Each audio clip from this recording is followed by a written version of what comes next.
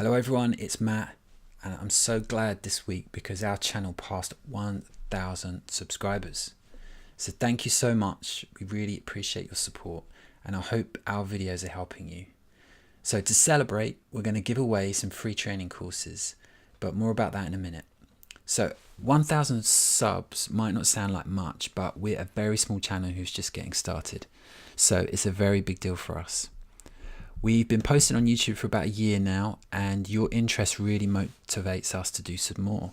So hopefully our videos will keep getting better and be more useful to you. So keep the comments coming and we'll do our best. And now to those free training courses I mentioned. So right now, our Microsoft Teams videos are the most popular on the channel.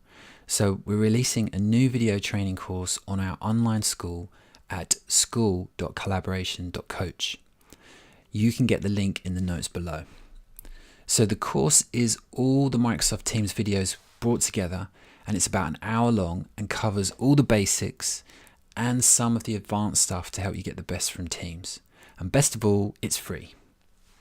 So we've set up our school on a website called Teachable, and Teachable lets us host our videos in a curriculum and lets you have permanent access to them whenever you need it. So it's really easy to use, and it works in all the popular browsers. So as you move through the course, it will remember your progress, so you can take a break and come back to it and pick up where you left off.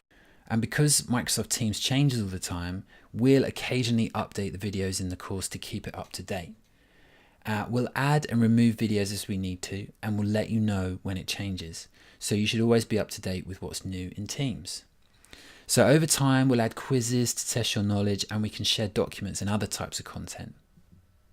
In our school, you can also find free mini courses on SharePoint for beginners.